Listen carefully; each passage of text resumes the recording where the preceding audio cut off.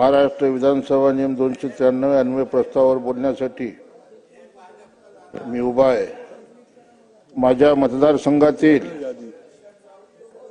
मनगोळी गावाचं नाव आहे।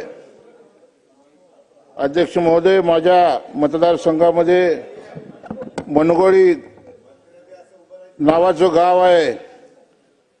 दादा 2014, 2019 आणि 2024 या तिन्ही निवडणुकीमध्ये त्या मनगोळी गावानं निवडणुकीवर बहिष्कार टाकला। मनगोळी गाव हे मोहोळ तालुक्यातलं अनगरपासून 5 किलोमीटर आणि नरखेडपासून 7 किलोमीटर असणारं हे गाव, या गावानं 2014ला विधानसभा लोकसभा दोन्ही निवडणुकीवर बहिष्कार टाकला। 19ला बहिष्कार टाकला, 24ला बहिष्कार टाकला। निवडणुकीची यंत्रणा घेऊन महसूल खातं आणि होम खातं त्या गावाला रस्ता नव्हता, ट्रॅक्टर मधून यंत्रणा गेली आणि या जिल्ह्याचा कलेक्टर बैलगाडीमधून गेला। आज महाराष्ट्रामध्ये आपण रस्त्यावरती बोलतो। आज रस्त्याचं बजेट, दादा ही माहिती घ्या, सोलापूर जिल्ह्यामध्ये मनगोळी नावाचं गाव आहे। 3 निवडणुकीमध्ये लोकसभेला आणि विधानसभेला त्या गावानं बहिष्कार टाकला।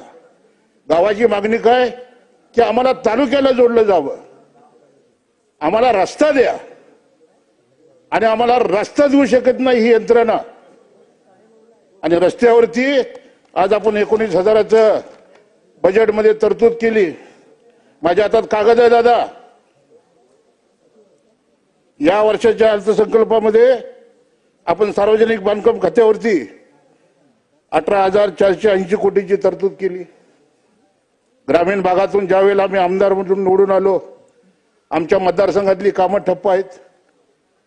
आणि मग ज्या वेळेला मंत्रालयाच्या स्तरावरती आम्ही माहिती घेतली, त्यावेळेला आम्हाला उच्च अधिकाऱ्याकडून असं समजलं की 19,554 कोटी रुपयाचं दायित्व हे ठेकेदारांचं सरकारकडे आहे। आणि म्हणून दादा, ग्रामीण भागातली मी 3 तालुक्याचा आमदार आहे। माझ्या 3ही तालुक्यामध्ये कामं बंद आहेत। आणि मनगोळी गावासारखी तर कित्येक गाव आहेत दादा की ज्या गावाला जायला रस्ता नाही। गुडघ्या इतक्या चिखलातून पावसाळ्यात शेतकरी जातो दादा। कमीत कमी पाऊस जर पडला तर 4-4 दिवस शेतकरी गावामध्ये शेतात गावात येत नाही, अशी परिस्थिती आहे दादा। आज पानंद रस्ते आपण बंद केले। ग्रामीण भागातल्या रस्त्यामध्ये बजेटमध्ये कुठेही तरतूद नाही दादा। हा कागद आहे माझ्यापाशी दादा। मुख्यमंत्र्यांनी सांगितलं की 1,000 गाव संख्या असणारी गावं हे कॉन्क्रीटनं रोडली जातात। जर 1,000 गावं तुम्हाला जर कॉन्क्रीटनं जोडायची असतील तर दादा, तू एकीकडे आपण पुणे मुंबई एक्सप्रेस हायवे बनवतोय, रुंदीकरणाचं काम चालू आहे। मुंबई नागपूर शक्तीपीठ रस्ता आज पूर्ण केला दादा। मुंबई नागपूर मुंबई समृद्धी महामार्ग पूर्ण केला। आज शक्तीपीठ नव्यानं आपण उभं करतोय।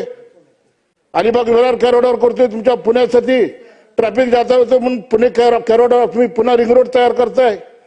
आणि एकीकडे महाराष्ट्रामध्ये रस्त्याचा रस्त्याला आमचा विरोध नाही दादा। शक्तीपीठ हा रस्ता सोलापूर जिल्ह्यातून जवळजवळ 70% माझ्या मोहोळ मतदारसंघातनं गेला। आणि मी पहिला आमदार होतो दादा की स्वागत करणारं सरकारचं। परंतु दुसरीकडे एक व्यवस्था अशी होती की मनगोळी नावाचं जे गाव आहे, आपलं मनगोळी जे आमचं गाव आहे माझ्या मतदारसंघातलं, ते 3 निवडणुका बहिष्कार टाकते। आपण कधी समजून घेणार आहात का ना?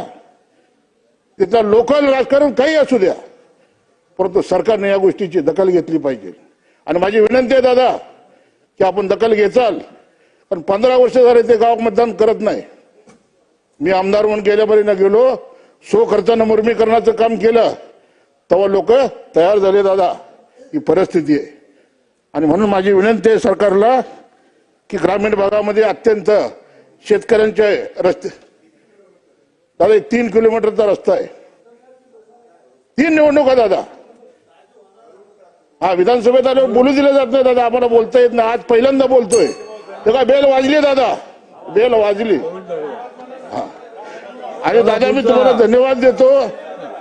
मला पूर्ण खात्री आहे दादा की आपण लक्ष घातला तर सगळं काही व्यवस्थित होतंय. आपण लक्ष घाला अशी विनंती करून मी 2 शब्द संपवतो. जय हिंद, जय महाराष्ट्र. चला किरण लामटेजी.